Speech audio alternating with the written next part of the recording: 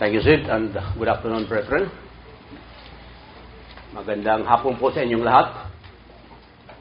Ako po ay lubos na nagagalak. Napakita kayo muli dito sa Bulacan. At alam ko na hindi lang ito ang hiyas. Actually, ang tunay na hiyas ng Bulacan, kayo po. Tayo mga members ng Church of God International. At alam niyo ba, mga kapatid, na napakaswerte nyo. Kasi dito sa Bulacan, mayroon kayong guardian angel. Hindi lang guardian angel, kundi archangel mismo, si Senior San Miguel. And he's a very helpful guy. May mangyari doon sa isang Bible study, mayroong parang nagka-heart problem at yun, stroke. Alala ko yun, siya yung inasahan ni Mr. ko na mag-asikaso. Kaya he's the guardian angel.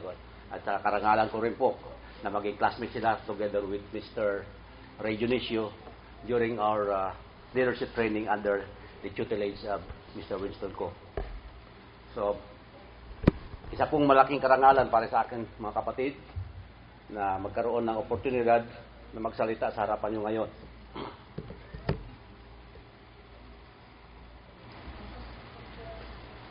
So, this is the title of my message. And again, I would like to greet you good afternoon, although medyo good morning dyan. Wala kang mahibang makitang na animated na version. By the way, let me try some kind of an experimental approach to giving the message this afternoon. So do you know what is this? Of course, it's, well, let's say a glass of water, although it's actually a paper tumbler. So let's imagine this to be a glass of water. But do you have any idea how heavy is this? Gaano po kabigat itong ini-estimate mga mahilig mag-bake dyan? Ilang gramos? 500 grams? Kalating kilo? Masyadong mabigat ata. Ilan? 250? 150? In-estimate? 100 grams. Okay, thank you. Good. Maybe that's a good estimate, but actually the absolute weight actually does not really matter. It all depends how long I try to hold this glass of water. If I hold it for a minute, no problem, kayang-kaya. But if I hold it for an hour, I will have an aching arm. Mangangawit na po ako. If I try to hold it for a day, I think you have to call for an ambulance.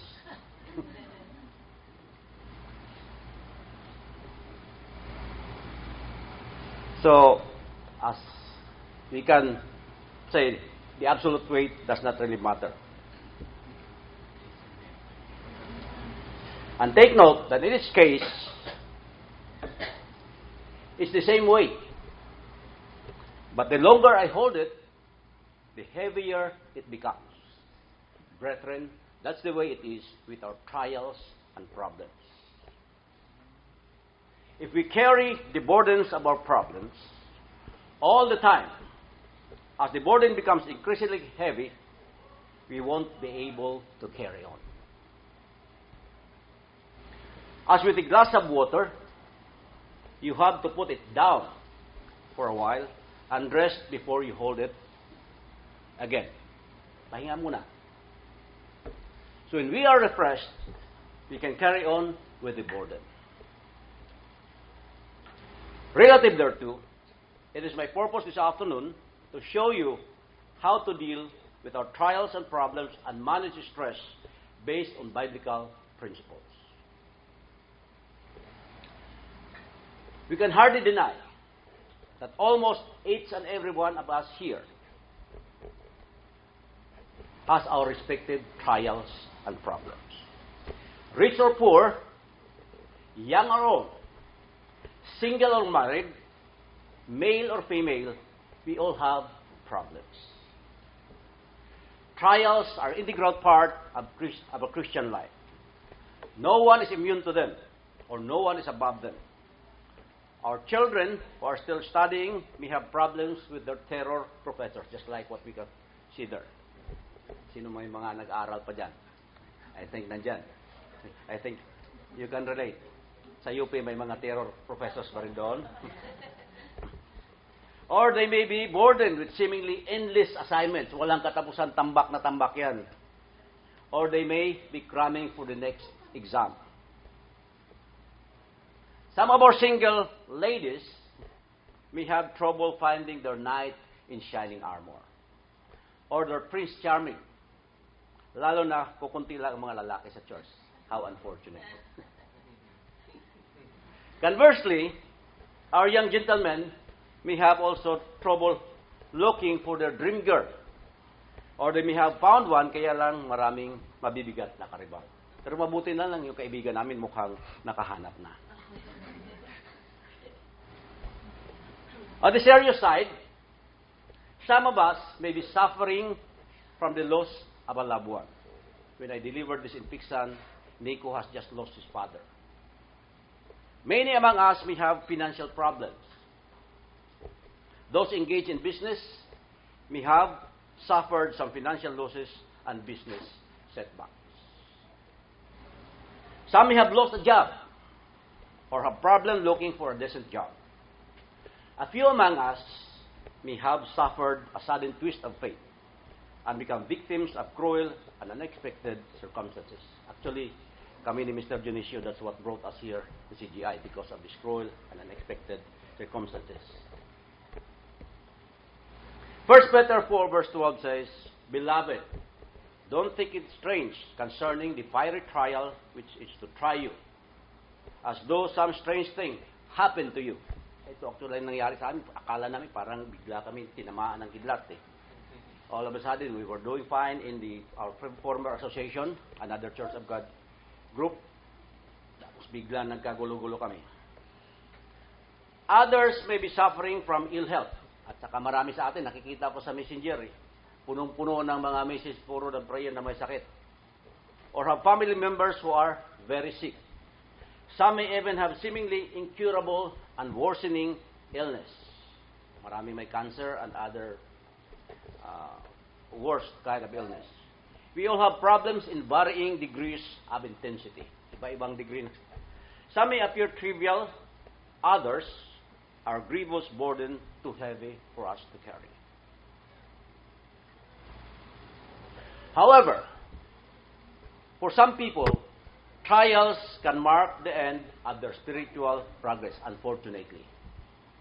Nag-give up yung iba. Yung iba nawawala sa church. While for others, they become the beginning of a great positive change in their Christian life. Whether trials will leave you broken or whether they will make you stronger, all depends the way you deal with your trials and problems. It's a make or break thing. Your trials will either make you or break you. Now, how do we deal with all our trials and problems? Paano ba natin harapin ating mga problema? 4 simple ways of dealing with the burdens of life based on biblical principles. Number 1, turn to God for help and deliverance. Psalm 55, verse 22 says, Cast your cares on the Lord, and He will sustain you. He will never let the righteous fall. Let's not forget to turn to God. He will not let us down. He may not grant all our desires and every wills and whims. Hindi naman lahat ng kapritsyo natin ibibigay ng God. But be assured that He will give what is ultimately best for us. In the end, as Romans 8:28 says, we know that all things work out together for good to those who love God, to those who are called according to His purpose. When your problems and sufferings are weighing you down, remember what Christ said in Matthew 11:28-30. Verse 28 says, Come unto me, Christ said, all those who are weary and are heavy laden, and I will give you rest. Nangako po siya. Singilin natin yung kanyang pangako. Take my yoke upon you, and learn of me, for I am meek and lowly in heart, and ye shall find rest unto your soul. For my yoke is easy, and my burden is light. Second, face your problems squarely. It has been said that a problem well stated is a problem half solved. Shying away from admitting the problem will only make the solution shy away from you. Ang problema, sometimes they say, it's hard to face your problem, especially when your problem is your face. Malaking problema nga talaga yon. However, facing it will help the solution face you. Get up upon your feet. Look life straight into the eyes and fight back. Remember what God said in Deuteronomy 20 verses 1, 3, and 4.